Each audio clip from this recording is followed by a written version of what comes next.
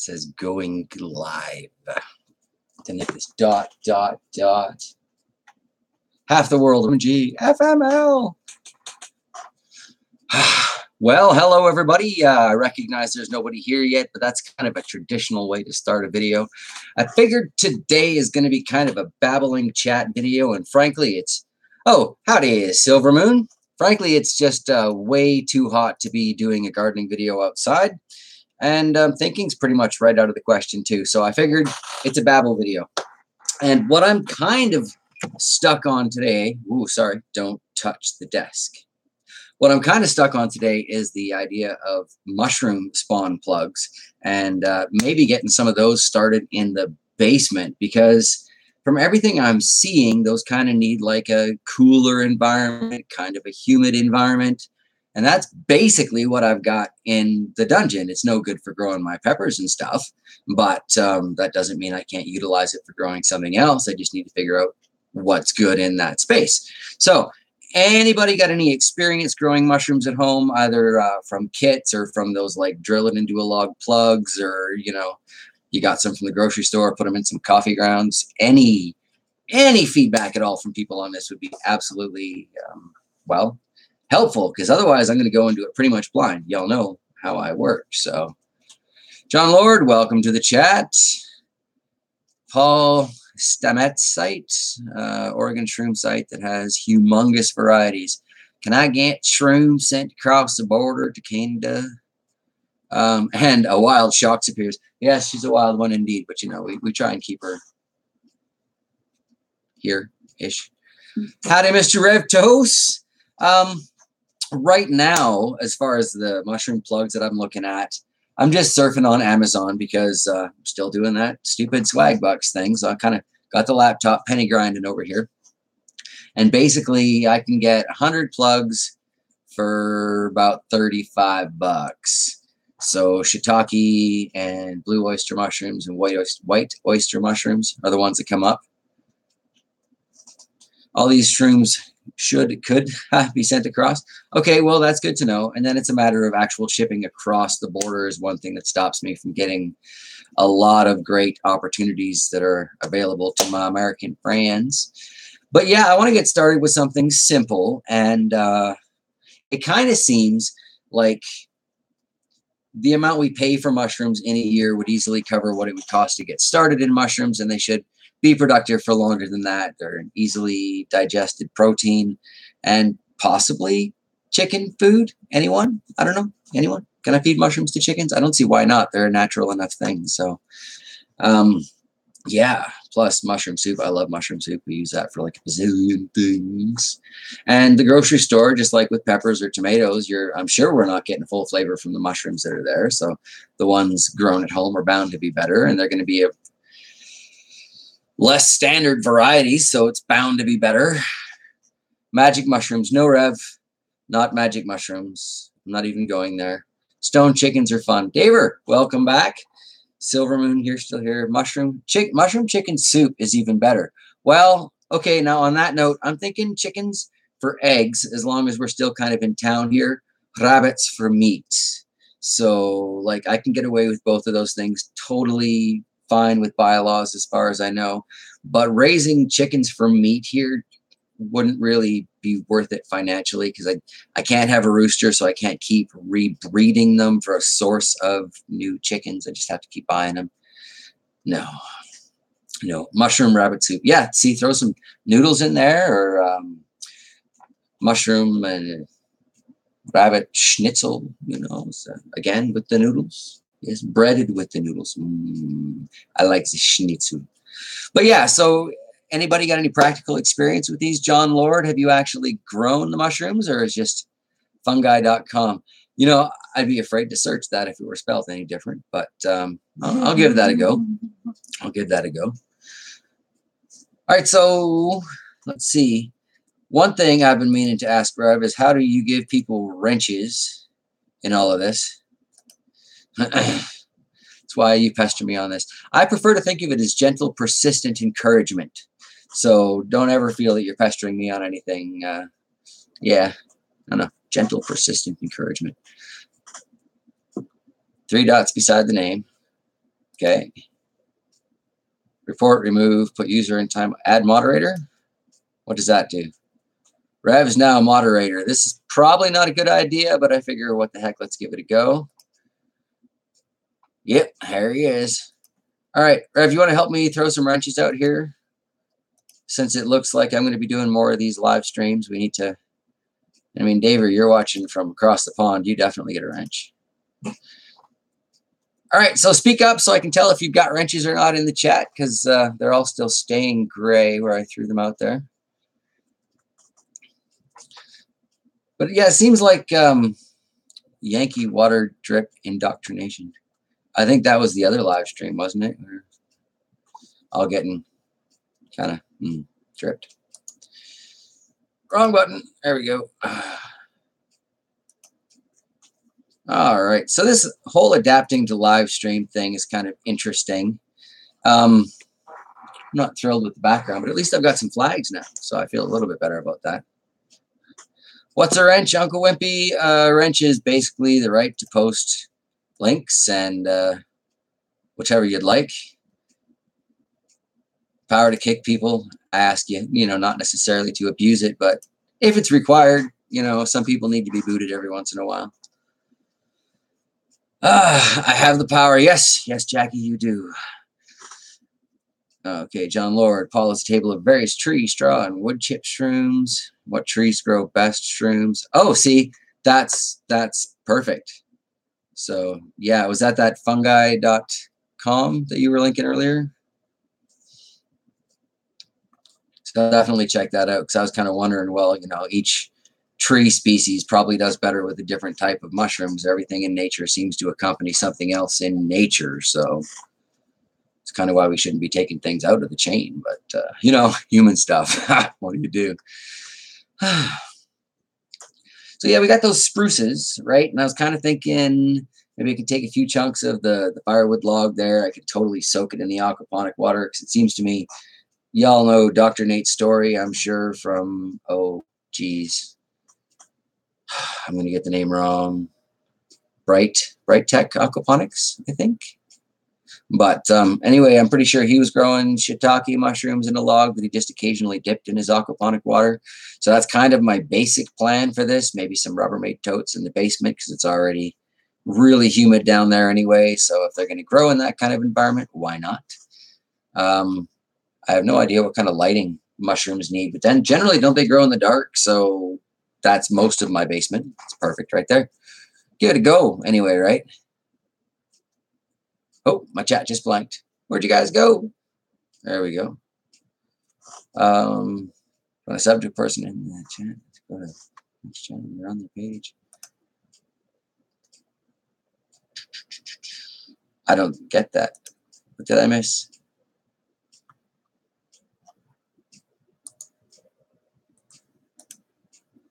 Sorry, distracted by Rev. It does happen. It does happen. So yeah, anyway, anybody got practical mushroom experience? Just pull up YouTube, Paul Stabets. Well, you know what? Forgive me for a second while I go really old tech here and I just write that down.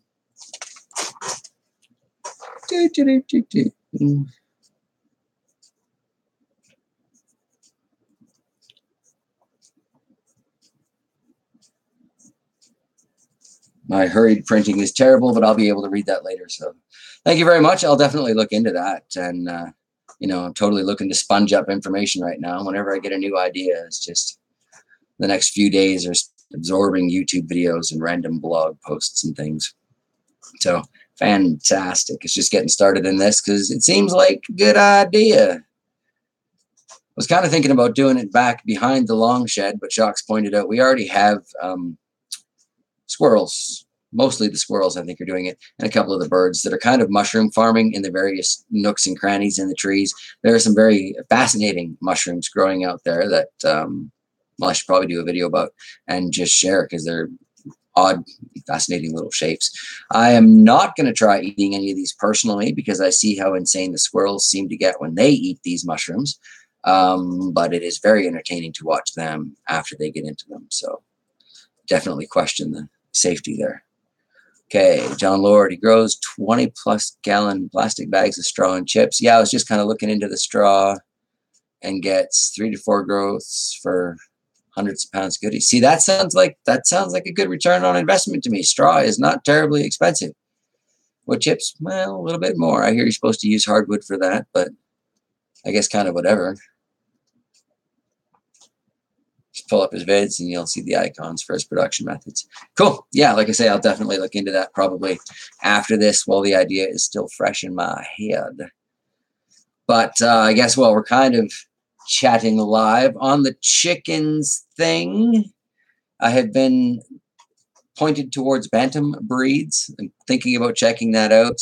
I do kind of like, what was it, the Polish chicken that you used to have, Rev, that I liked?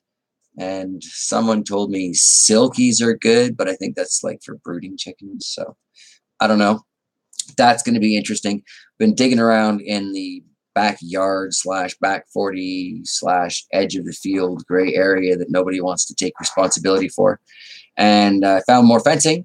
So in addition to having recently fenced in the compost, we're now toying with the idea of fencing in an area in front of the long shed so the chickens will have somewhere that they can actively run and play and scratch and do all that stuff. And, well, I can feed them kitchen scraps and it can go back into the garden, right? So,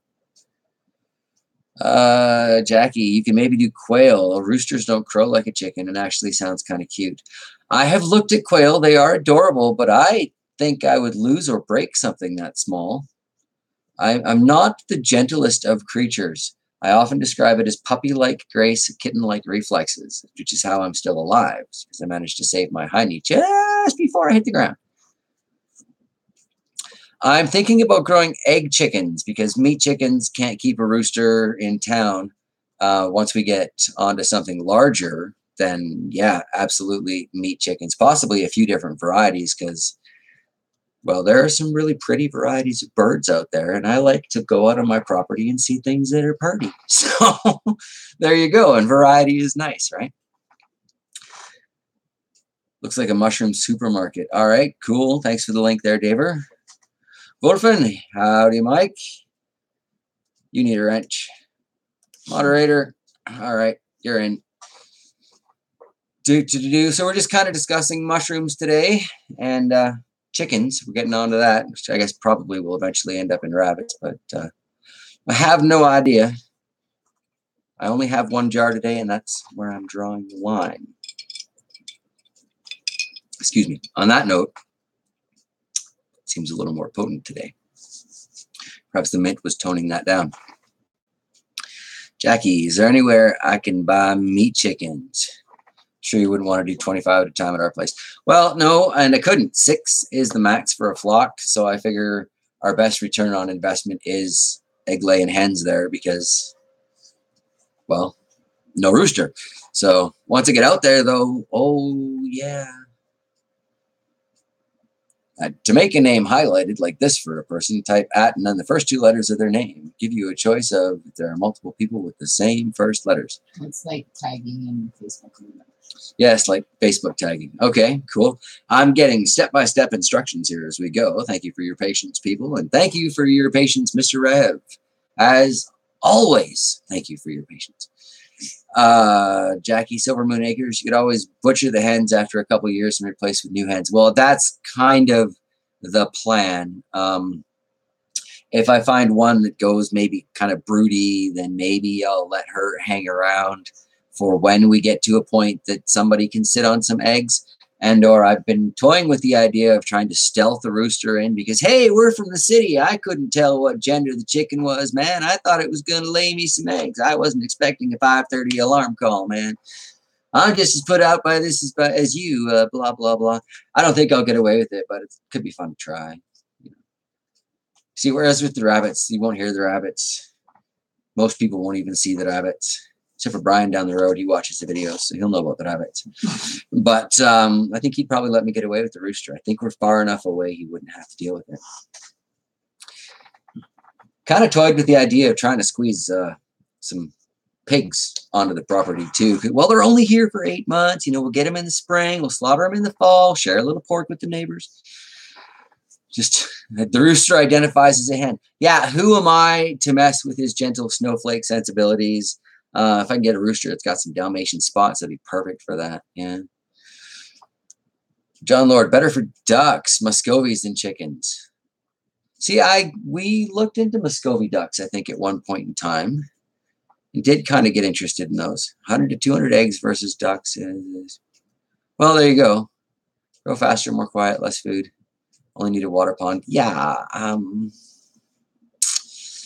If I had a pond, I would probably spend most of my own time in it, and/or it would have fish, because it would be somehow related to the aquaponics. I'm not sure that's going to go well with the ducks, but we have looked into ducks, and to be perfectly honest, I do have a little tiny preformed pond that we got when the old neighbor moved out, and the landlord cleared out the stuff, and he was going to toss it out because it's got like a little tiny pinhole leak in there. And I'm like, I'll take that. I got some liquid rubber. I can fix that. So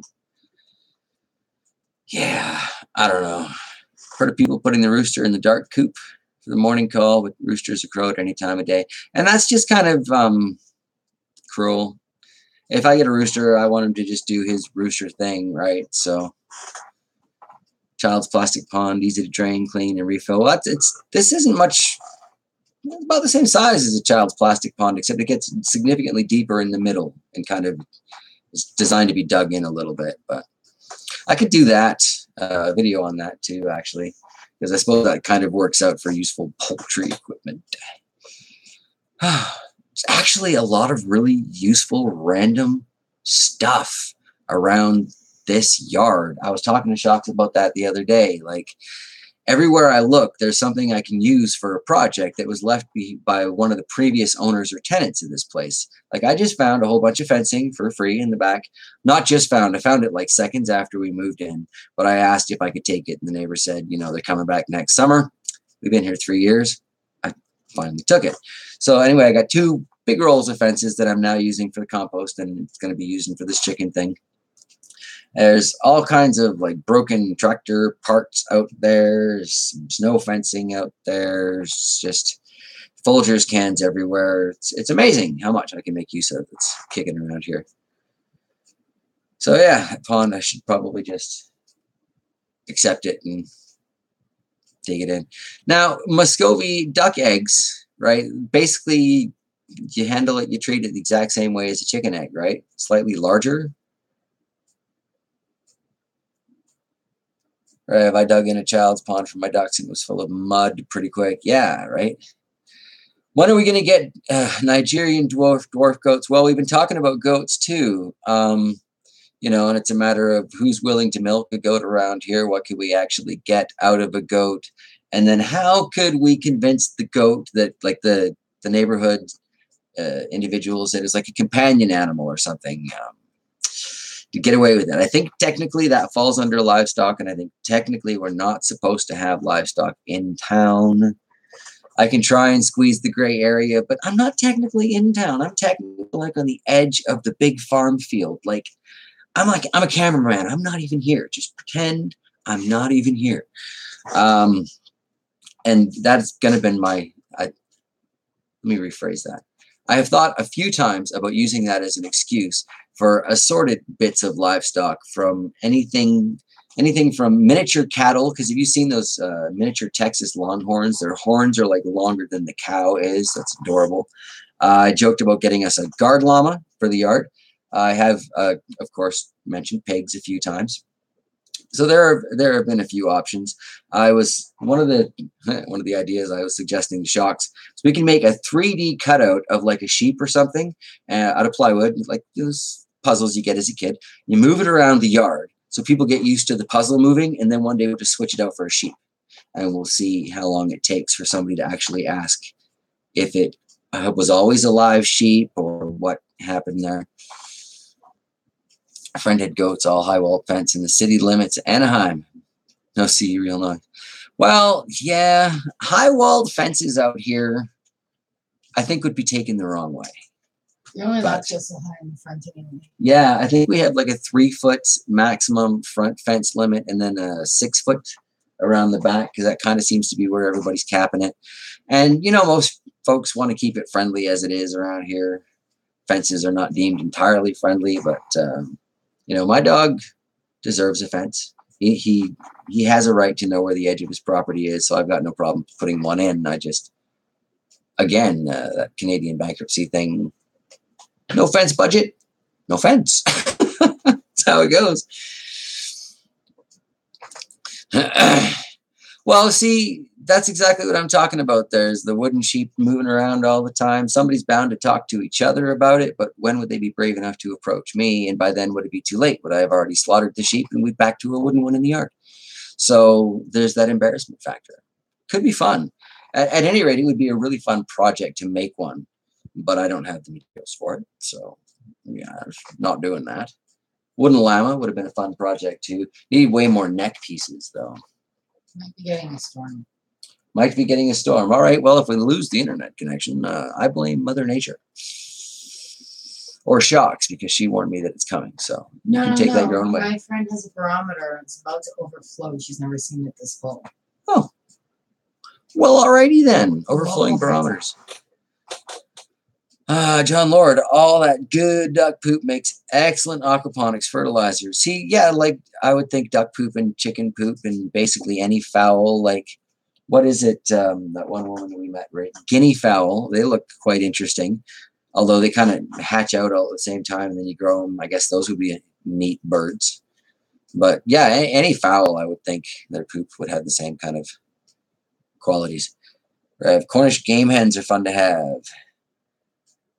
Well, yeah, but they're little, and that kind of falls back under quail. Anything that little, I worry that I would break or lose. So guineas are neat but noisy and fly into trees. Yeah, see, that's what I thought about her guineas too, is that they were neat but really, really noisy. Her pitch on that, oh my goodness, 39 degrees outside Canadian. I'll get back to that in a second. Her pitch on that was they were really good for reducing tick populations, which sounds great because we have ridiculous number of ticks out here. We don't have a lot of possums. What Shocks was just showing me there was that the current temperature outside is apparently 39 degrees Celsius. For those of you who are looking for a quick way to convert from Canadian to American temperatures, here you go. Times 2 plus 32 makes an approximate conversion. So that's essentially 40, so that's 80 plus 32. So it's basically 112 degrees American outside. And that would explain why I'm not doing a garden video out there today. John Lord, Cornish games, underage chicken harvested, all ducks, geese, guineas, turkeys will take down ticks. See, that kind of makes sense too, right? Because they're all kind of the same predatory instinct. Like I'm down here, I'm going to scratch through stuff. I'm going to pack through stuff. If it's smaller than me, I'm taking it down. So, you know, probably the smaller snakes, any smaller rodents, any of these things would take care of too, which might not be a bad idea. Like, should I put a squirrel trap into my chicken cage where the chickens eat them? If I just keep trapping squirrels in there for food? I seem to have a pretty plentiful supply of squirrels. They're curious. They will go in looking to see what's going on. And they're stupid. They might not be able to find their way out. I can't bring myself to shoot them. But if the chickens do it, that's not really on me, is it? So, besides, I don't think the Daisy Red Ryder could kill a squirrel, and I think the Barnett crossbow is kind of overkill. So, rip a squirrel a new one, though. That'd be interesting. Look, it wouldn't be taken from someone who's had Lyme twice. Chickens are way cheaper than the hospital bill. Yeah. Okay, yeah. See? There you go, right? But it's a matter of what kind of chickens. Right now, what I've found is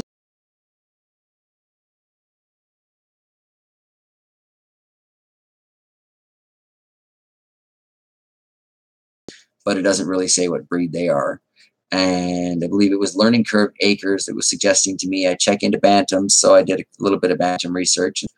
They seem to be some pretty productive, cute little birds that are fairly cold tolerant, so I'm kind of leaning towards them if I can find them, but at the same time, being me, I'm going to get whatever birds I can get my little bare paws on, and I'm going to do the best I can with what I got. So, flock of 7 do fine on 2 acres. I can't give 7 birds, 2 acres. They're looking at maybe a couple hundred square feet. But it's better than a lot of the chicken facilities I've seen. Chickens are the modern velociraptors. I thought they were the little T-Rexes. Or are those all basically the same bloodline anyway?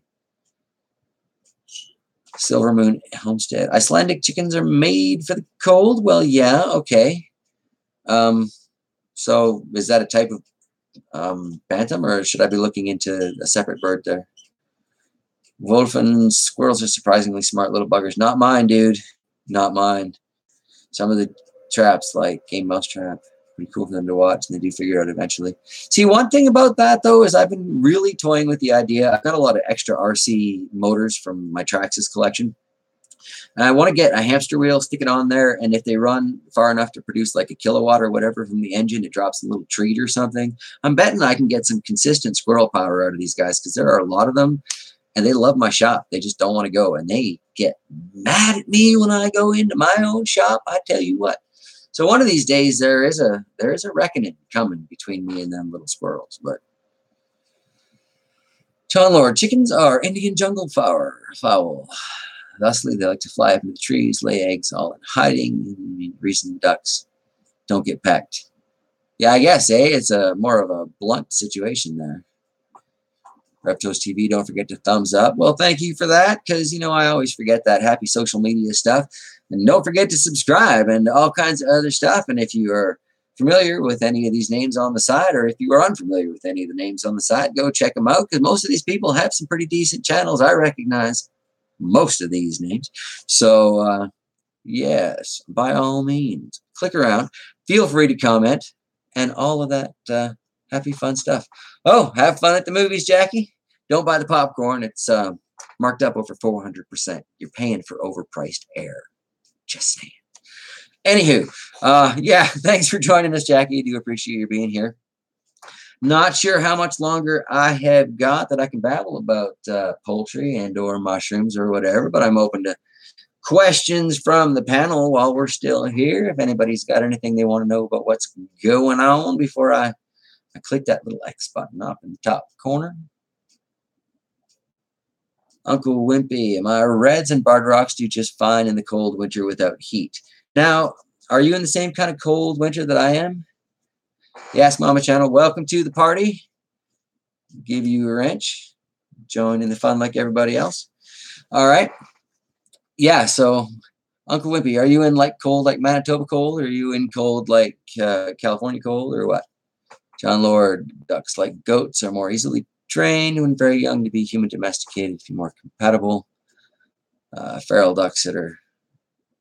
Okay, well, compatibility's good. New England. Okay, so you got kind of cold there, don't you? Vermont and stuff is New England. It's supposed to be good skiing there, so I'm guessing it's decent snow. It's one part of the states that I haven't gotten to travel through, actually. Ask Mama Channel from Eastern Washington. Right on. So, yeah, cold hardy is definitely something I'm going to want. I've been looking to do a couple of ways to provide heat. I found this really cool and like ultra slim 200-watt chicken heater that apparently they can cuddle right up to, and somebody was in the comments was saying their goats even like take turns leaning on, and totally reduces the power bill to keep them warm over the winter. And apparently it's way less of a fire risk, fairly affordably priced. So I'm definitely curious to see what's going on with that. But John Lord, need to go back to my Mania Cannon and Clifford. Woo. I didn't understand most of that. I suspect that's American going on there. But, yeah, okay. So, Uncle Wimpy, I'm going to scroll back up here. You said rocks and reds and barred rocks do really well. What kind of production do you get out of them? Like average eggs per day? Like, does chicken actually lay an egg a day? Is it closer to an egg every 2 days? How does that actually balance out? It's one thing I'm very curious about. Because at least when I'm thinking about meat rabbits, I can expect a rabbit to gain X amount of weight off of X amount of feed and X amount of time. Like, this is all pretty standardized, but the chicken egg ratio seems pretty random from the information I'm getting. 7 birds getting roughly 5 to 7 a day. Okay, thank you very much, Uncle Wimpy. I think our max flock size here is half a dozen, so I think we're limited to 6 birds. And I was kind of thinking 4 to 5 eggs a day was a reasonable budget, so that sounds like it's not bad. Ask Mama Channel, I still have the same 6 hens for years and still laying. Okay, how many years, right? Because I hear after 2 years, their productivity really goes down, and basically you want to start considering culling for the freezer or, replacing with new birds one way or the other. So heat drops production. Good to know. Good to know. I'm seriously considering building large shady areas into where I'm going to put the chicken run, I guess. And part of why I'm considering that spot is it's no good for gardening anyway, because there's a tree right overhead. In the summertime, it gets lots of shade. So hopefully that will help. And the long shed that I want to use to keep them and the rabbits both in is significantly cooler on hot days. Like I swear it's at least 10 degrees cooler in there. So yeah, the rabbits should be a lot more comfortable. I guess if hens are the same with the temperature, they'll be a lot more comfortable too. So, all right, scrolling down at the bottom here, what do we got? Uncle Wimpy ahead 2, and that was enough for Mom and I.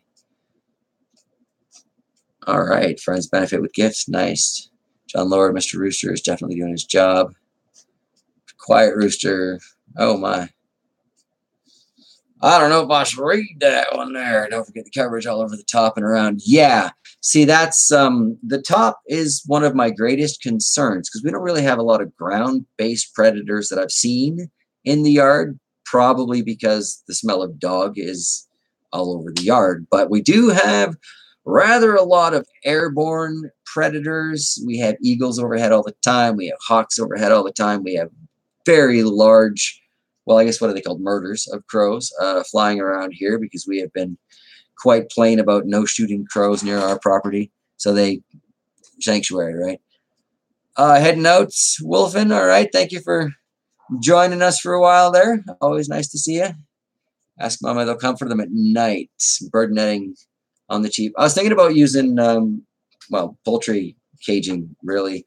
I know they have that at the co-op, and failing that, I was going to just really cheap out with actual chicken wire over 2x4s, maybe a couple layers of it, and hope for the best. But I'm thinking of basically just taking my chickens in at night anyway. How do you make it, Wayne? Give that man a wrench. All right, 1 second. Add moderator. There we go. Everybody gets wrenches. Shocks is laughing in the background, but welcome. Have a wrench. Have a wrench. Don't throw it at anybody, but it's yours to play with all the same. So yeah, run random fishing line and netting overhead of the run, and you can usually deter crows. Makes sense because you kind of do that for herons with koi ponds too, right? They can't see it, they run into it, they start to fear that space in general. So Ask Mama Channel, all the chicken wire that I use, but can get pricey. Okay. Make it, Wayne. What? What?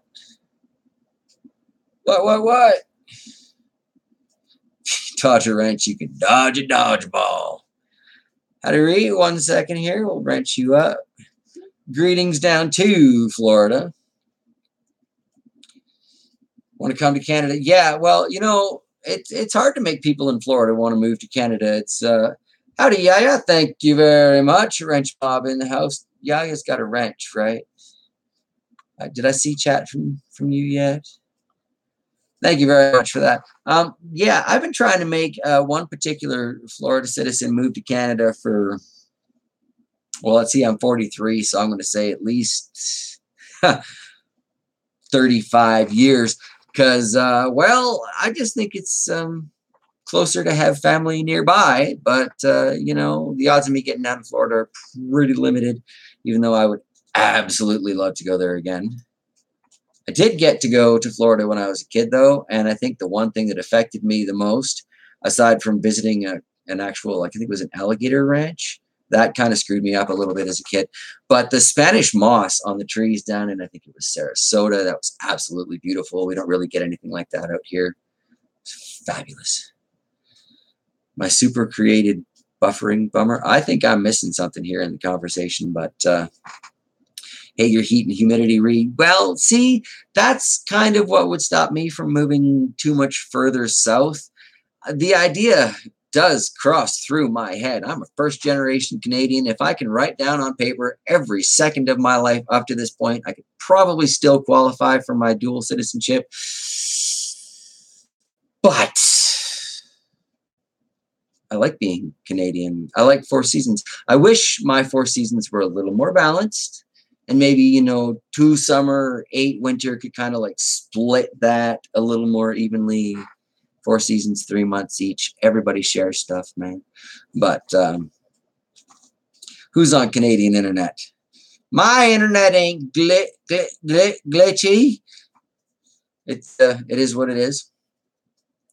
Still the best internet that can be gotten around here, whether they've let me go or not. It's still nice. The old internet was absolutely hell. The download and upload rates, even for my non-HD videos, guys, you have no idea. And Shocks was uploading in HD the whole time because she's a trooper and she was willing to sit through that. I, on the other hand, I had no choice. Well, there's that too. I was not a trooper. I was a crying, bitchy mess of grumpiness every time that I had to wait 8 hours to upload a video. Okay, so there's a lesson in this for you guys. Not every woman wants to be complimented when she's trying to suffer through things, okay? Here I am trying to be all like gentlemanly and nice and stuff. And that was, they make a little brown emoji for that, don't they? Can you merge the chickens with the greenhouse combo? Not in the location of the long shed. Well, thank you very much, Batman. That's why I never did the long shed conversion project. In fact, I just put up a video on this very topic a couple of days ago. It doesn't get the passive solar gain that would come from making the front clear. It's not going to get enough because in the summer months, it is shaded by that big tree that I think will be so beneficial to the chickens. And it would just be too much of a pain in the keister for the minimal results that I would get out of that. Ultimately, what I need is 2 completely different styles of greenhouse. I need one that's basically offset east-west. I need one that's offset north-south so that I can take advantage of different aspects of the way the sun travels through our northern sky here, because in the summertime, when it's up, it's up. In the wintertime, when it's down, yeah, well, you got supplemental lighting, right? You'll be fine. So the wintertime greenhouse definitely needs to be built east-west. It's got to be taken maximum advantage of that wintertime sun angle. That's what I'm looking for when I keep talking about I want to build an earthship style greenhouse. That's a big part of it. Whereas greenhouses for the summertime, just, north-south, that sun will cruise right over the top of that, and I'll have peppers out my ears. But I'm too cheap to build a greenhouse. Too broke, too cheap, gray area, to build the greenhouse the way it needs to be built to withstand the snow load out here, because I simply cannot get away with PVC pipes as structural support. They'll shatter and break in the first winter. I can't get away with that cheap vapor barrier plastic that I was using back in the valley. It will tear through so fast. And I think from watching Rev's suffering since I haven't had my own plastic greenhouse to suffer with, it's really driven the point home that I want to build something solid this time. If you look at my old videos, the greenhouse that I had, by the time we left, it was more red tuck tape than plastic. It was made out of so many different pieces of plastic, scavenged and scabbed together. It was absolutely brutal. So, yeah. When I get a solid greenhouse, putting chickens and or rabbits in there for the winter time may or may not be a bad idea. I'm starting to get the clue that they do a little bit better in the cold than the heat anyway, so keeping them out of the greenhouse might be the better way to go. But at the same time, I've seen videos about using rabbits to heat your greenhouse in the winters, like 6 BTU or something like that, bunny thermal units. Yeah, so I don't know what I'm going to end up doing about that. Anyway, I have totally babbled through a whole bunch of comments here. Sorry if I'm going to be skipping you, but I'm jumping straight down to the bottom. Rabbits can't take heat, Ask Mama Channel. Yeah, see, that's kind of what I was getting, and that's kind of why I'm looking at the long shed, because it is literally at least 10 degrees cooler out there than it is in the yard right in front of it. So, John Lord, how about a chicken run with covered tarp, blue, silver surfaces, rotate tarp over the south, blue in summer, north in winter. One Yard Revolution. Is that who that is? Patrick and his Northeast Plastic Grow Houses. He does a lot of fascinating things if I'm thinking about the right person. And I am going to be putting a tarp over the chicken run for the winter time, just so it doesn't get too loaded up with snow. I still want them to be able to scratch around and get some fresh air, even if it's like -20. They might not choose to come out, but I want to have the option, you know.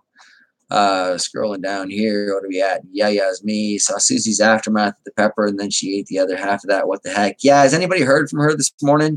God, I hope she's all right. That poor girl. We told her to not to, so the PLC is not to blame there. Josh, if you catch this later, sorry, bro, but it's not our fault. She went there willingly, drunkenly, but willingly. Yeah, totally. Let's see, as Shocks is suggesting here. We'll just throw that one out there. Yeah, she's okay. Perfect. Oh, somebody gave Shar Ranch. Where is she going?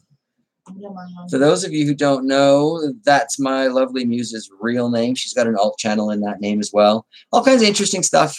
Daily positive, motivational celebration of a happy moment kind of stuff. I actually, I don't know if I should say this while she is within listening distance, considering last time I tried to give my woman props, but I'm actually really proud of the direction she's taking with that channel. It's very inspiring. Okay, so sometimes you can get away with it, sometimes not. Pick your moments, guys. Really love that hashtag. Yeah, well, pray for Susie. Pray for her seems to be so popular. Pray for Dave. I'm praying for Dave's pepper. This heat wave, it's hard on those pepper plants out front because that's where we get the most sun, which is why I put them there. But those plants get so wilty over the course of the day. Dave's first pod there on that El Oro de Ecuador is so close to being ripe. I almost nabbed it before doing the live stream today. But I want those seeds to be fully developed because as much as I love the pepper, this puppy's about the seeds, and the plant is trying to help me out there. John Lord, what's that red and white flag? Is that a Canadian tick in the center? No, that's our pot plants grow really funny up here. That's the Canadian variation on that. What? That's the maple leaf, just in case you're genuinely serious. But I didn't think you were, so I took that other route. Canadian goose flying. No, it's Canadian goose dropping. It's what do they call that? Dvorak, those ink splot things from the shrink. You go, now look at this, and what do you see? Sex. Well, you're the one with the dirty pictures. You know, classic. What about Bob joke? That there's a movie that never gets old. Splat. Yeah, indeed. No, I have Canuckian flags all over the place, and in particular, I've got 1, 2, 6 sitting up there right now because even though we've been here going on 3 years in September, just this last week, I uncovered a bag full of Canadian flags that was hanging out in our shop. And this is yet another example of I find so many things around here that are the things that I would generally already have for my random projects and stuff, or generally want to make use of. Hence, I keep commenting on the Folgers cans. I even found some classic old metal Folgers cans. Clearly, this property has been using those cans probably as long as I've been alive. So I'm carrying on a tradition here that I just kind of fell into. It's fascinating. There's bicycles all over this place, projects made out of bicycles all over this place. I think some of you more established viewers in my audience there might remember I was going off ages ago about how I want to make a bicycle power generator. I actually generated a little bit of controversy with that because I got a fair bit of grief. Can't be done. And I'm like, dude, do you even know who you're talking to? There's nothing that can't be done. It just hasn't been done yet. You know, you got to look at things from different angles. People get so pigeonholed into looking at things from a very specific way. Sometimes they forget you can also look at it from this way or this way or this way. And the weird way that I look at things, I find solutions that maybe not everybody does. So Co-Folgers for life. Woohoo! I'm still waiting for Folgers to sponsor my channel. I think, honestly, their product appears in enough of my video content that they should just be honor bound at this point to send me, at the bare minimum, all the coffee I can drink. And for the record, I'm an ex-Starbucks employee, so you'd better send a lot. Pop, oh, hey, you got to get your wrench, buddy. Hang on. Moderator, welcome to the chat. Welcome back.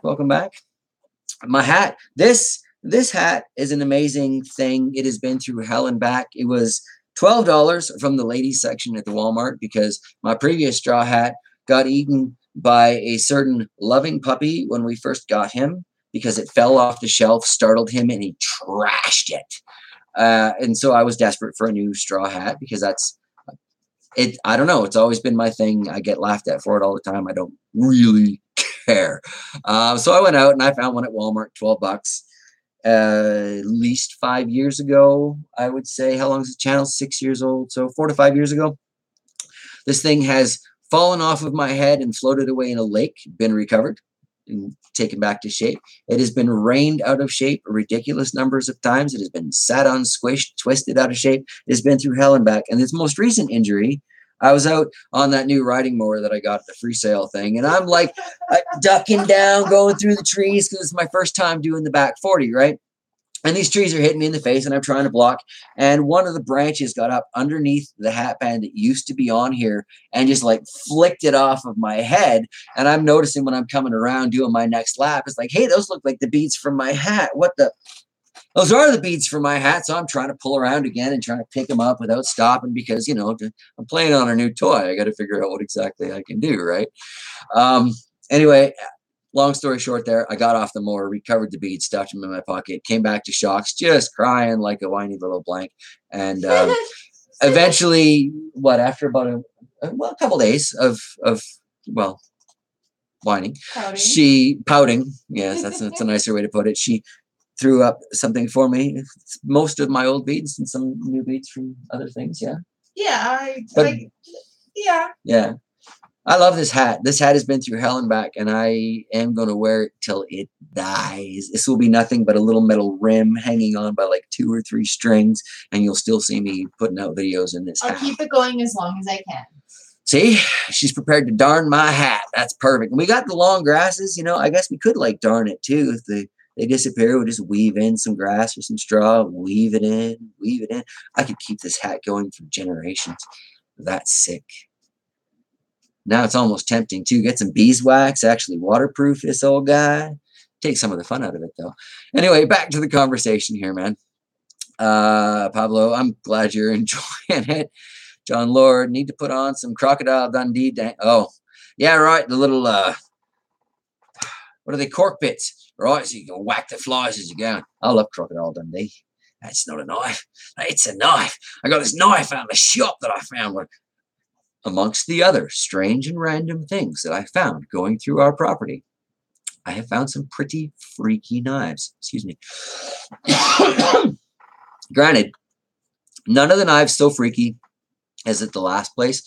When we moved in, there were probably 20 rose bushes. Okay, and this one in the back was particularly in the way, so we decided we didn't know the landlord that well yet and didn't realize he was probably the coolest landlord on the planet, but anyway, we were taking our chances, and we dug up this one rose bush, and underneath the rose bush, like way underneath the rose bush, was this big rusty shank, like big fat handle. Yeah, totally just reeked of disposed of murder weapon. It was the creepiest knife I've ever discovered.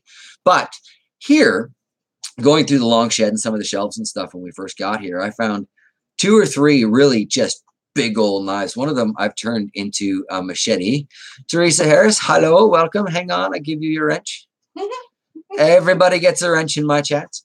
And yeah, this one monster thing. And I think of Crocodile Dundee, which gets us back to where we started here. Every time I'm out with that thing, because I got no sheath for it. It's just this massive thing. You're walking through the yard with like basically a machete. I think it might have been a meat cleaver or something. As I'm starting to research butchering and looking into knives and stuff for that, I'm thinking this probably knew a deer carcass or 2 in its time. But now, because it is a free tool, it's my machete, and just savage whacking with it. But it works, okay? Nothing strips down a spruce branch like a machete. I tried the hatchet, I tried the chainsaw, I tried all kinds of things. I just whacked that SOB with the little sword. You're fine. Romans knew what they were doing with the short sword. Peak of the technology right there. back to the chat, Rev. When you ring that bell to get notifications of the live stream. Yes, especially in the case of my channel, but you should do that for most channels where you're interested. But definitely with this one, if you want to catch the lives, they are completely random because that way I know I'll be able to see the stream. So far, if I schedule these ahead of time, I don't get to enjoy that. So they are being pretty random, but I'm thinking about maybe an unregulated, semi-scheduled sort of, if he's going live, it'll probably be around this time situation there. So, yes.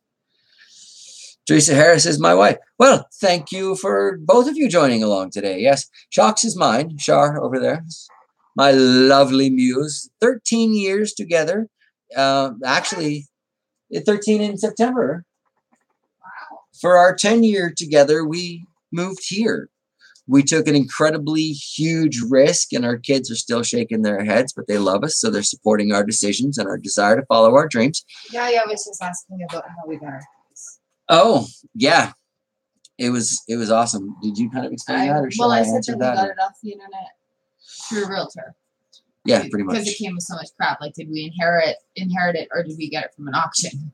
Oh, makes sense, but they had cleaned it before we got here, and now there's treasure. Long story short, what I can tell is that it looks like an elderly couple that was very much into tinkering, yard decorations, and gardening. Loved this property a great deal, and basically considered any project that was done to a standard good enough for now to be perfectly adequate. I have gone around and I've noticed Folgers cans cut in half to protect light covers and all kinds of things like that. It was a totally random event when we bought it because, well, Penticton and Strathclyde are really, really far apart. So all we could really do to check the place out was we stalked the pictures and we did some Google Earth searching. And I have to really hand it to the real estate agent who handled this place. She has an amazing sense of photography. This room looked massive in the picture online. Same with the studio upstairs and with the second room upstairs. These rooms are actually pretty tiny, but they looked huge. And the angle that she took the shots for the backyard on, I'm thinking the long shed actually goes towards the field and it's going to be like the perfect chicken coop. Actually, I guess that's kind of come full circle because I'm back to that now. I'm still considering using the long shed for a chicken coop. I've just twisted the idea so it matches reality. A lot of my twisted ideas somehow seem to work with reality. Bounty! Howdy, what's up, man? Teresa Harris, thank you very much. Just throwing Bounty a wrench there. Because everybody gets a wrench. Very much appreciate your kind kicking in here. That's awesome.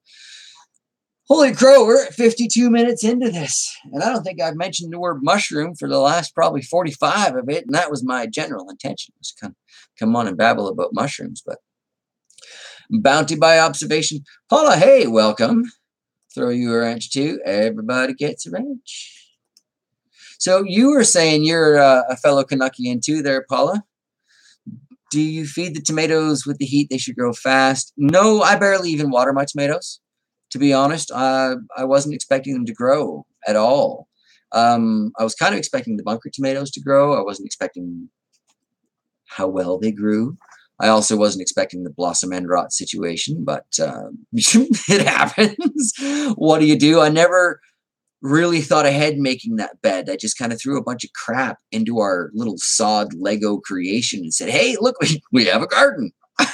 Don't believe me? There's a video series on it on one of the channels. That's really all we did. I laid the corn stalks down in there. It's crazy. Mr. Rob, okay, you get a wrench. You definitely get a wrench. Pretty sure we can trust you to be responsible in chat. Thank you for joining us. This has been a wonderful collection of individuals through the chat today. I get to see some very friendly and familiar names. This is nice. I can very much understand why. I got to stop touching my desk. Sorry, guys. I can very much understand why Rev has been pushing, poking, encouraging me to do the live stream thing. It is a lot of fun to have that instant interaction with everybody. I do try and be on top of my comments. At the very latest, I try and get to them in the morning after. I discovered the other day I was 4 days behind on comments, and I was just, I was mad at myself, I was embarrassed, and I was like 3 coffees into it before I got it done, but I did not leave my desk until I had answered those things. So I really enjoy the interaction, and this is that instant sort of, I don't know, pen palish interaction.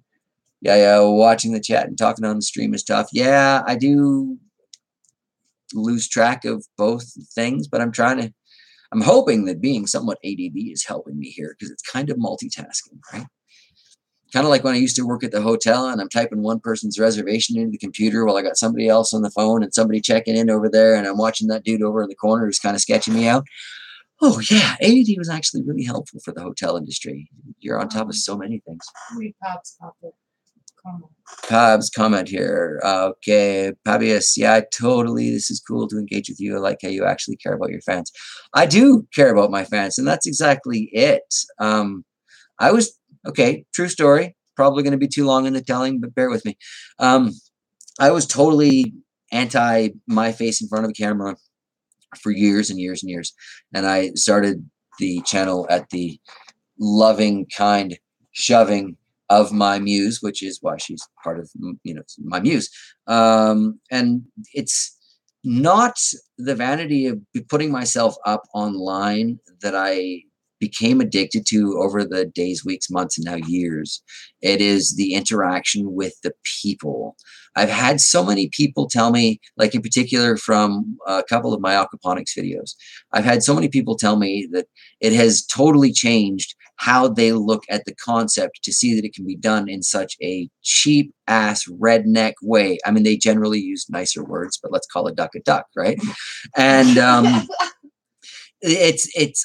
I'm empowering them just by sharing what I've learned off of other YouTubers, and I think the most important part in that whole scenario is the viewer creator connection, because the creators that I connected with in the beginning, like Rob Bob, you'll notice he's still very important to me. He comes up in a lot of my conversations. Mama's going off to make blackberry jam. Mama's going off to make jam. All right. The address is on the about page. Just saying. Love me some blackberry jam. Have fun. Thank you for joining us though, Mama. Where was I? Rob Bob and how you appreciate your fans. And right. Rob Bob was one of the first big channels to respond to one of the comments that I had made. And I was just totally, I don't know, fangirling. I was blown away, starstruck, however you want to word it, that somebody like that took the time to comment on what was at the time a very tiny channel. I don't even think I was at 3 digits yet. Excuse me. And it was then that I realized the importance of that connection. And I've kind of tried really, really hard to maintain that throughout, because I think that's what makes YouTube significantly better as a platform than a lot of the other options that are out there. And I think even with all the screwed up stuff that they're doing right now, in the long run, YouTube is going to come out as a good, solid, self-driven edutainment platform, if that makes any sense. If you want to learn about something, you can type in what you want to learn about, and you can find people that you relate to that are explaining in a way that you understand, and you'll learn it so much faster from that than you ever will from sitting down in a stuffy classroom, because you're choosing to learn. And again, that's the interaction between the creators and the viewers. So yeah, like I said, probably going to take way too long to say it, but that is hugely important to me. And thank you for even noticing that I care about that stuff. But yeah, that is huge to me. And I have developed some amazing relationships with people all over the world. I've gotten to send seeds to South Africa. I've sent seeds to the UK. I've sent seeds to Australia. I've received seeds from Australia. I chat with Rev and Rob and Charles. You guys are all down in the States. You got to hang out with those kids in the Bronx? Twice. I got to lead 2 classes on hydroponic, aquaponic gardening, although it didn't actually turn out to be leading the classes so much as participating in and motivating the kids. But anyway, twice with kids all the way down in the Bronx, even though I'm living up here in Canada. And it's that interaction that makes these things possible. These have been some of the best moments of my life as a YouTube creator, and just as a person who's passionate about sharing and educating in general.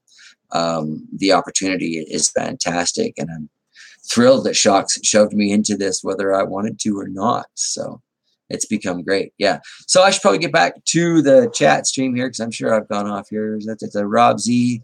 Live streaming can be a blast. Talking to people from all over the world is great. Yeah, exactly. Right. Like it's fun. Obvious, it's an ego thing, but you're a good, honest person with the heart. So you got 2 new loyal followers. Well, thank you very much. I do try and be, honest and straightforward, and I try and be someone my mama would be proud of. So there's that. Paula, my hubby, and I like real people. I think a lot of people like real people, but we get suckered into the illusion of people we'd really like to know. That's a whole different thing, but I'm not even going to get into that. Shar, you two rock. I think everybody on this panel rocks right now. I am so happy with the kind of people we have in this chat. Yes, everybody, obviously. Mushroom time. Okay, yeah, so let's get back to mushrooms then, Fabius. I'm looking into a few different varieties of mushrooms, and I want to know what anybody thinks about the idea of taking some of the spruce logs from what I've taken down, blasting a few holes in there, putting some of those mushroom spawn plugs into it, and growing it in the dark, damp environment that is my dungeon. It's too cool and humid for the peppers. The aphids seem to like it though. But at the same time, from everything I've been reading so far, that temperature range and humidity range is about perfect for mushrooms. So I'm thinking if I put them in some of those big Rubbermaid totes that I've got the plugs in there, maybe grow some mushrooms year round in the dungeon. That's kind of the thought process that initiated the live stream. And now that we've got such a new group of people in here, I'd love to hear anybody's feedback on that. Mushrooms also look like a good potential profit generator. And I think doing it this way, when we do finally get to upgrade to larger land, it'll be easy to just kind of take the whole mushroom outfit with us, pick up the tote, put it on the trailer, drive, put it back in the barn. Done. They can dehydrate easily for storage as well. Well, they do dehydrate very easily for storage. And I've seen mushroom seasoning, which is basically like I do with the fire salt, except you dry the mushrooms and you mix them with the sea salt. And apparently that's really popular. Never tried it, but I will now. And then, I don't know, I watch some really assorted channels. One of the ones that I watch is Jazz Townsend, who focuses on a lot of 17th century foods and food preparations and things like that. And one thing that he did with his mushrooms was he made a dried mushroom ketchup, which really threw me for a loop because you think tomatoes when you think ketchup in this day and age, but originally it was a mushroom thing. And ever since then, I've been kind of somewhere in the back of the brain is this ever rotating reel of, hey, dried mushrooms, you can store them, you can do long term. And then I recently learned pickled mushrooms are apparently a thing, and you can like throw peppers in there or beans in there or onions or whatever you want to do to fancy up your pickled mushrooms. So that sounds kind of fascinating.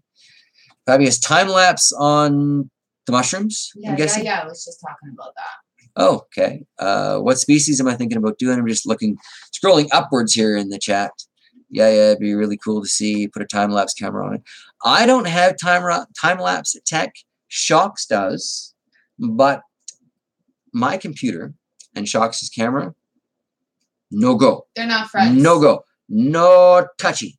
They do not get along well at all. So again, that's the kind of thing that would probably have to wait until I do get to upgrade my equipment. I have toyed with the idea of getting like a dirt cheap laptop. Like I've got my one that I got for the internet thing here, but I'm penny pimping it right now at Swag Bucks. But I have thought about getting like another really cheap one, setting it up on the Wi-Fi in the basement and doing some sort of a time-lapse cam on the aquaponics plants, or just kind of a running live stream on the goldfish, because I know there aren't a lot of people that watch my channel for the goldfish, but I know there are a few people on my channel who really appreciate it when I do post goldfish videos. So again, with the valuing the viewership, right? Would be really cool. Yeah, something to learn after we learn more is still the time-lapse stuff. Mm-hmm. Excellent. After we learn more about the timing of the mushrooms. See, now the timing of the mushrooms, as I understand it, is relative to a few different things, like the species of the log. Hi, Hazy J, 1 second for your wrench. All right, welcome to the chat. The species of the log, the species of the mushroom, a few different things, and then From what I'm kind of gathering, log is a relative concept. Bag of sawdust, bag of straw, any of these things will do.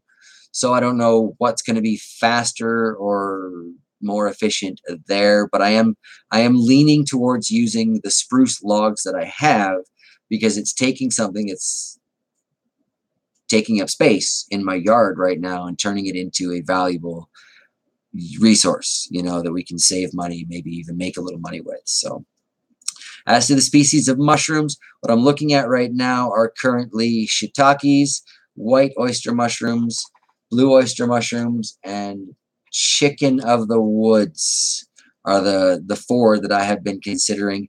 The price tag I currently get on Amazon.ca is 23 and change for the 100 plugs, and then $12.25 for shipping. But they all come from the same seller, so I'm wondering if I buy multiples, can I perhaps just pay once for the shipping?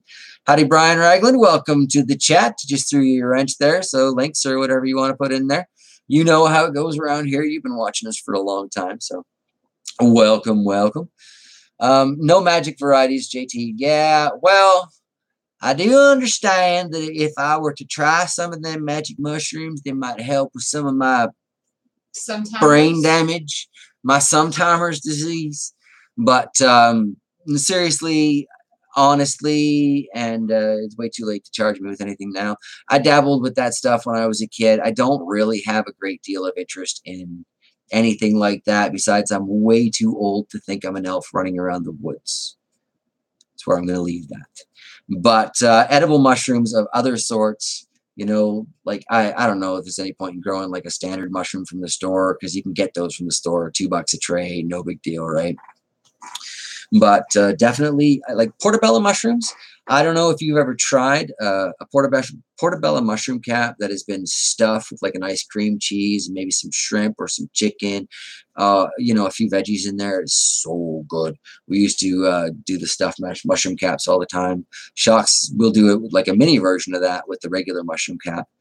And it's really good. So I think out of the shiitake or the oyster styles, or even the chicken of the woods there, which is kind of an oyster style mushroom, I would probably go with the shiitake, because I like the bowl that you can create out of the top of a mushroom. And the other ones are kind of like wrinkly, little wavy, look really cool, don't get me wrong, and I'm sure they'd be awesome in soups. But for a stuffed mushroom cap, you need a mushroom to have a cap, All right, so let's get back into the chat here. Very nice, my friend. Probably a species of tree you're growing in. Birch or apple would be reasonably good without leaching. They also grow well on cedar. I was going to be using spruce, but I do have some apple trees that are going to be coming down, so that's a good consideration. And we have something around here that looks like birch, but I'm told it's not birch. So I don't know, maybe I probably shouldn't go looking for birch, because I'll probably come home with the wrong tree. But grow well on cedars. White poplar? Is that what it is? White poplar? Yeah. But I always thought birch was the one that's got the bark. You peel it off, you can basically make paper out of it.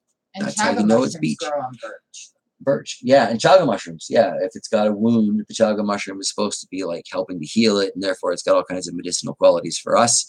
Apparently, say the mushroom snake oil salesman. I don't know, I have no proof.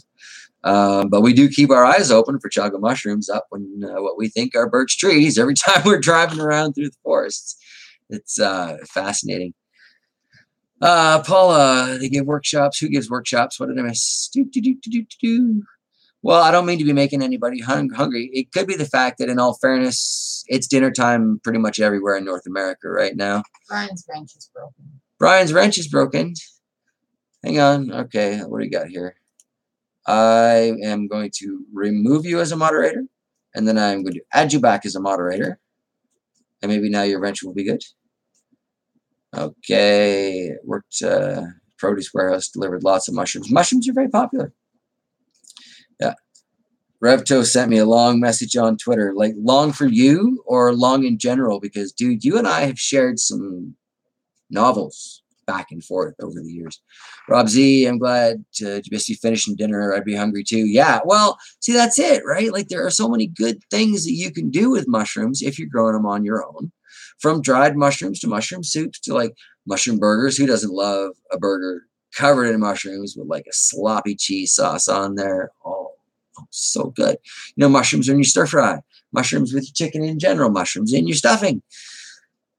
It could be like one of those bubble shrimp Creole. We'll do it with mushrooms. Mushroom soup, mushroom powder, mushroom seasoning, dried mushrooms, pickled mushrooms. We get your fermented mushrooms. You got your fresh mushrooms. You got your battered mushrooms. I like battered mushrooms because they've been roughed up a little bit before they hit your plate.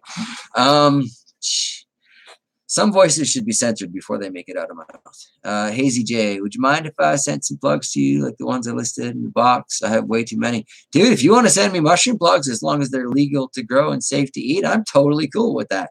That would be awesome. That saves me penny grinding for plugs there. That's kind of what my laptop is working towards right now. I'm going to save up. I'm going to get me some mushroom plugs. I'm going to call that free food because I did not technically pay for that. So... Fungus, Brian. Yes. From Rev Toast, it's a long message about how I start my live streams. Okay. Well, that's probably good because I still do have some questions. You probably picked up a few of them along the way here, though. Fabius, right on Hazy. That's cool. Well, yeah, that is totally cool. Thank you very much. Are you in Canada? Are you in the States? I don't know where most people are. I know there are an amazing number of Canadian gardeners represented on YouTube, and I'd like to say, Go Canada, represent. Casey said about 8 kinds, all is edible. This is great. Seriously. Yeah, of course I said the info on them. Species. Michigan, not as close. Michigan is pretty close. 8 kinds of edible mushrooms. That would be freaking fabulous. I would have so much fun giving that a go. And yeah, if you want to include a small info package on how the hell to make them actually work. Great. Dude, right on. See, like this is one thing I comment on in probably not enough of my YouTube videos, but it feels like a lot of my YouTube videos. The gardening community on YouTube is, I think, one of the most generous, loving, kind communities on YouTube. So many of the niche groups, you will find just evil, vicious little trolls running around. And the worst thing we really have to deal with in the gardening community is thumbs down guy. And ultimately, I take thumbs down guy's presence and, acknowledging my video with that thumbs down as a compliment. It says to me, thumbs down guy has been here. I know that he's watched it. He's one of my views. Or she. We don't know. Most trolls are lonely bored men, but we don't know. So yeah, I that's the worst thing I've seen in the gardening community. Otherwise, it's like, man, my pepper's dying. You put a video out there and you're expecting people to go, dude, you suck at this, man. And everybody's like, well, that does look pretty rough, but have you considered doing this? Try adding this. If you take this away, everybody's just so helpful. And especially in the case of like my aphid wars scenario, anybody who watches the channel regularly knows I hate those sap-sucking bastards. They hate me too, but my fish think they're quite a treat. Anyway, aphids. I got distracted by my hatred of aphids. That's not good. Everybody's excited about mushrooms, honey. Everybody's excited about mushrooms. I'm excited about mushrooms, and I got distracted on aphids. Mushrooms Never seen... Mushrooms are a happy place. No, I'm not growing those mushrooms. 8 varieties coming. Still not those mushrooms, though, right? Do mushrooms ever get attacked by aphids? Can't say as I've ever seen an aphid mushroom video, so I'm hoping I can dodge a bullet there. Trying to figure out how to tie this back in. This is the problem with being ADD, even in this sort of residual sort of grown out of it sort of way. But let's face it, I have the attention span of what? I know goldfish who can pay attention longer. I have goldfish who can pay attention to a topic longer than I can. So yeah, I do apologize for the somewhat random direction these live streams will take. And on that note, I'm thinking very strongly that I should invite others into these kind of live stream events. I tried to talk Shocks into plugging her camera in today so that she could join me in the live stream so that people could actually see her facial reactions to all this stuff. But I'm getting one finger on the side of the face, so I don't know what that's. She's showing me this one, but I don't think that's what the actual message is. I don't know. I do other things here while you're doing that. She does other things. Yeah, isn't she in the chat? She does other things. Yeah, it's because I can't pay attention to the chat. And when I first did live streams way back when, we did it is what it was. Yeah, because Jocks kind of had to read the comments for me because I didn't have this kind of option on the side. And it was interesting because I remember a whole lot of interaction between you guys and her that I was hearing nothing about. And to this day, I still don't know what most of that typing was all about. And there were an awful lot of random giggles. And some of the questions that did get handed to me were highly questionable. And that was before they let you keep the comments below the video as well. So I can't even go back and read them now. But let's see. I can go back and see what we got here. Daver seems like a great group of people. I hope to get more into this, much as I can do indoors, living in the city. So I hope to grow more of the plants I've planted to grow to something. Yeah, well, that's the thing with indoor gardening is you really do hope they actually become something. But, just because you're in the city doesn't mean you can't grow. I've seen a lot of great little YouTube channels. So Mumbai Balcony Gardener, have you seen what she grows on her balcony? That is amazing. Hazy J, not small bugs, but you could easily protect them in a shade and clean area. Yeah, well, an aphid clean area in my house is kind of, it's like looking for an honest politician. The closest you can get there is a man who stays bought. And that still doesn't really count. Shade, easy enough. It's a dark dungeon kind of basement. That's why I call it the dungeon. Scrolling down here, what do we got? Pabius. My wife used to pick mushrooms and living with her dad. My brother used to pick mushrooms in the Queen Charlotte's, but that's not a conversation I should get into either. He still lives up there, though, so I guess he's pretty happy with the lifestyle. Rev Toast. I was making inappropriate comments to Shocks. No. Really? I can't imagine. I read you the best ones. Yeah, I know. I get to hear all of these things anyway. I'm not too worried about it. Obvious. They had so many fields of strawberries and stuff, and the city tore it down for a Walmart. That's progress, man. That's progress. And it's also an opportunity for somebody in the new outskirts to set up and, strawberry fields and all that stuff. The farms can't close down. They've got to keep evolving and moving outward and yet staying somehow relevant to the city, which is why, howdy Mike, hang on, I'll throw you a wrench, which is why I am so completely thrilled with aquaponics in general, because there are so many city environments that are going underutilized because like the soil is toxic. It used to be an old gas station or something. And up here in Canada, anyway, we have these laws that it has to sit for X number of years before you can do anything with it. And you can't grow in that land and it's all screwed up, but you can put an aquaponic garden on top of that land. In fact, you could put a multi-story aquaponic garden on top of that land, and you could be producing so much food in what is otherwise, what do they call it? They call it food deserts or something like that. And it's crazy. Yeah, so that's aquaponics. I mean, I was looking into unrealistic real estate, so like crossing the line and stuff, and what can you buy for $1? You can find some amazing urban buildings for like $1 or old taxes or whatever that would make amazing aquaponic farms, but they're just, nobody's doing it yet. It's not commonplace enough. Strawberries is what got me onto that though, because I mean, Rev, you used to grow some pretty awesome aquaponic strawberries. I was absolutely enamored with the strawberries I was getting out of my aquaponic gardens. So yeah. Aquaponics is changing lives. It's going to be the only source of fresh fish soon enough. Like kokanee salmon, I've been joking about growing those for a few years because that's basically a lake salmon, and ocean salmon ain't safe anymore. So, Hazy J, I almost forgot your PO box or an address to send to you. Description. I don't know if it's in the description or not. Shucks, I don't know if you want to just type our postal information in there. Sure. We live in a small town. Howdy, Kelly. Here's your wrench. So she's gonna do the bat chip challenge. You're about to do the bat. Oh, like you going live? Okay, I should probably wrap this up then. Are you doing that on your channel? Whose channel is that going to be on? Yeah. You know, Revtos, I think actually you had your hot tub set up before my channel was live. You were one of my inspirations, dude. I'm like, this guy he had like, I think it was corn and okra and some really random stuff. You didn't have your greenhouse up over it or anything. And I'm like, here's my inspiration. This guy is growing this stuff in there. I can do this. I can make this work. And I think actually that was about the time I decided, sure, I'm going to take that kiddie pool from the neighbors and I'm going to put some boards over it and I'm going to try that no power thing. And that worked. Like the plants didn't die. So I'm like, okay, well, geez, maybe I should like invest in a pump, and give this thing a proper run, don't you know? And I did that, and but the addiction developed from there.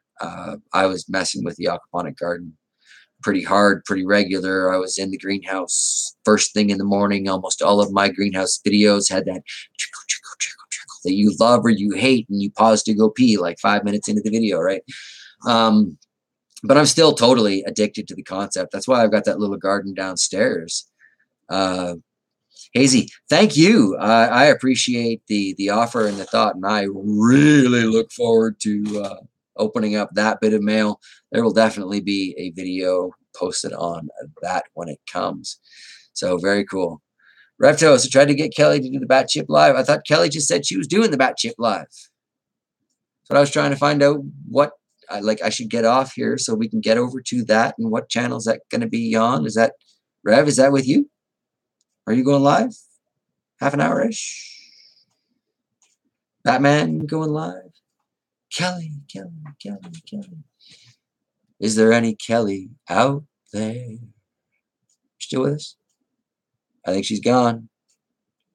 JT Live. Howdy, Rip-X. I am live for now, but I'm hearing that Kelly's going to be eating the bat chip, so I kind of want to watch that. And I don't know how to invite people into my stuff yet, so Rev and I are going to be talking about that. But, hey, JT, do you use tilapia for your aquaponics? I use goldfish for my aquaponics because I've killed off a few batches of fish. With my cold temperatures already, tilapia would still be kind of dead. I don't think my water temperature downstairs is anything they'd really appreciate right now. However, again, we get back to the Earthship greenhouse that I want to build.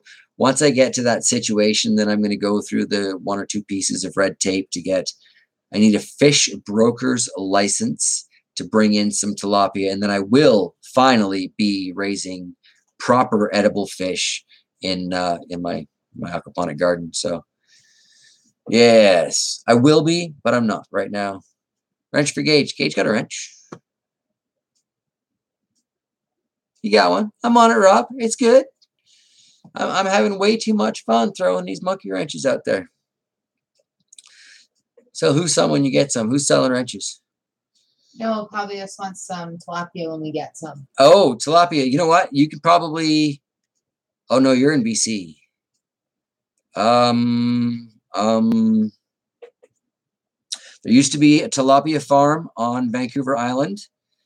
May or may not still be in business. You could probably just order some from them because you're not crossing any provincial boundaries. You might just be able to get them. No problem. If I recall, they even did sexed batches and or hormone treated ones, so they were all male and they grow faster. But tilapia is hard to get. Not really. It's just... .ca. It's Canada. It's Canada. You can get anything you want, but you're going to expect a certain amount of red tape to get it. In the case of tilapia, because they are not a native fish species, I need to provide some paperwork, basically promising the government that I will be responsible. I won't let them get into local water, so I won't let it become a risk of an invasive species or any of that crap. And also because I need to import them from... I think these would be coming from Alberta, the ones that I was looking at. But, yeah, because of a few different things, I'd have to do that. It's only like $15, and the way I keep fish now is all totally fine. Like, there's very little chance that a tilapia would take the opportunity to escape from a tank in my basement, climb up the stairs, wander down to the creek, and find the way into the water. And even if it did, it's probably not going to live long. I live in agricultural land. We get some pretty funky algae on there. I'm not entirely sure that's safe water for a fish. So, yeah. He's asking about catfish, and then Ripax is about Whippy. what trout. Okay, well, catfish and trout. Let's talk about both of those. We have beautiful channel cats growing here in Manitoba, in the Assiniboine and the Red River both. So I think that's less of a concern as far as an invasive species. However, I have not yet found a hatchery that has, I have not yet found a Manitoba hatchery that has catfish available, or I would already be growing those in there. Because one of the most lifelong addictions that I established in one of the shortest amounts of time is a deep love of spicy, real butter fried catfish with some grits, some nice gravy. Okay. I had it once, hooked for life. I would love to grow catfish.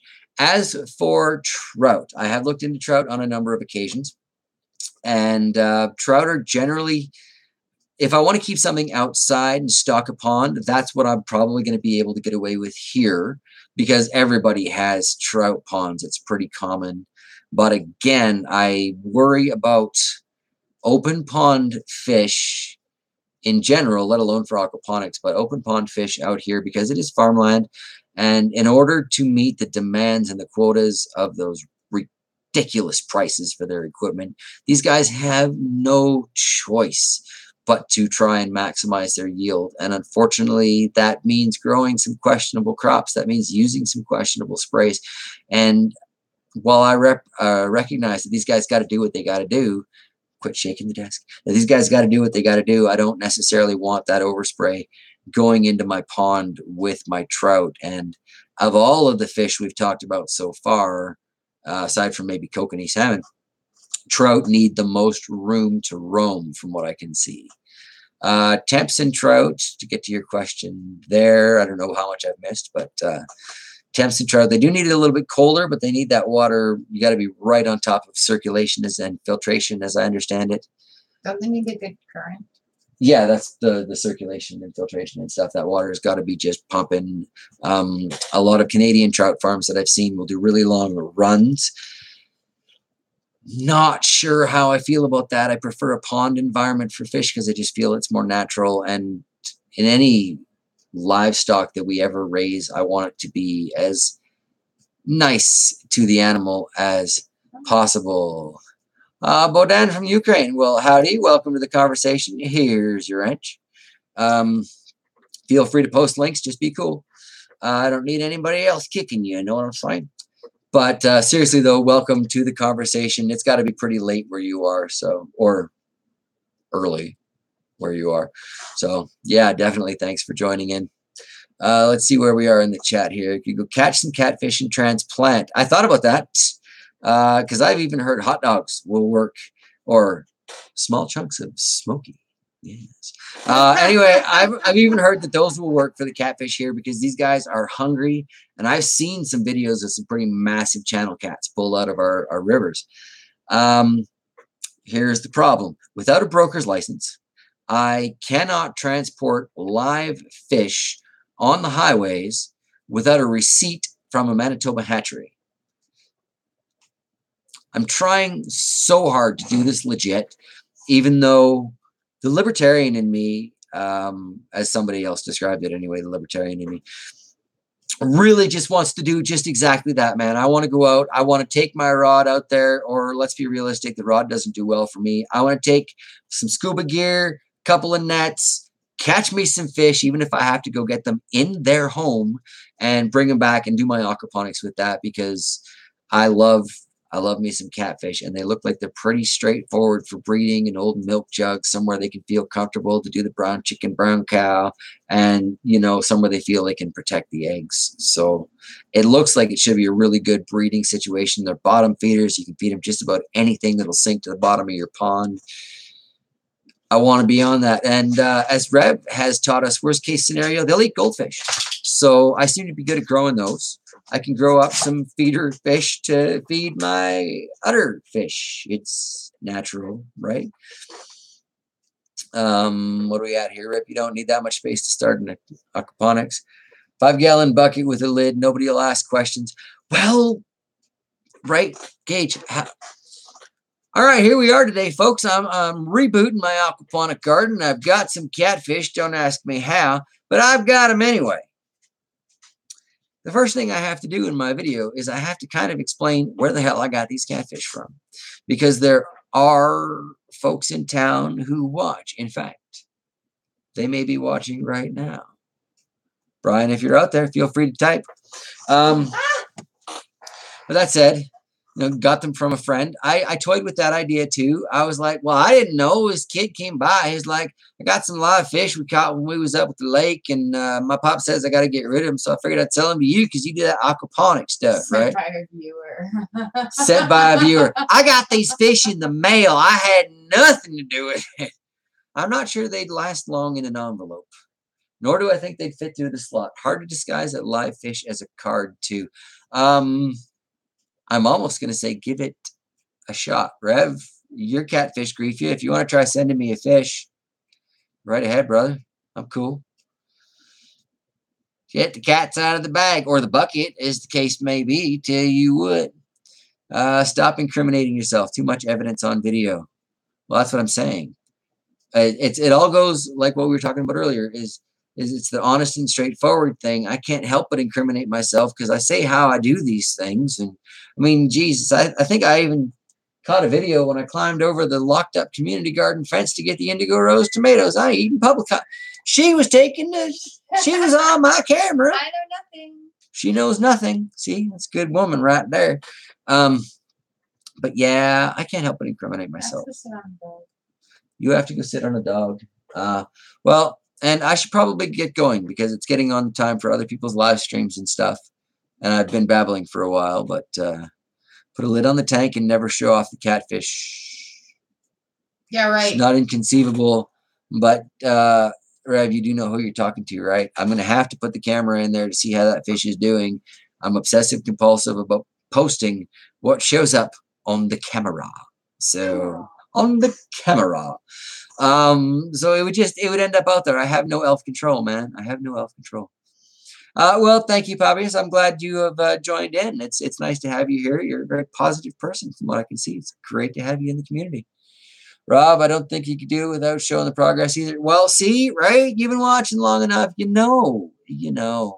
Well, you all know. Split tanks, one holds us, one other. Yeah. Well, I'm already accused of split gardens as it is, and I try and show everybody what I'm growing. So there's only so much of that I can take. Besides, even if I was, again, either one of those things, I would want to show everybody because I want feedback. It's like somebody out there is going to tell me what I'm doing wrong and help me in the right direction. That's what I love about the community. I cannot say this enough. But yeah. Oh, Gage, I don't know if I'd go that far, but I try, bro. I try to be a good man. I try to stick to the morals my mama and grandmama and sister taught me. The three Marys in my life, as it were. That's a whole big interesting thing, too. On that note, who would want to come along on a live stream of getting a tattoo?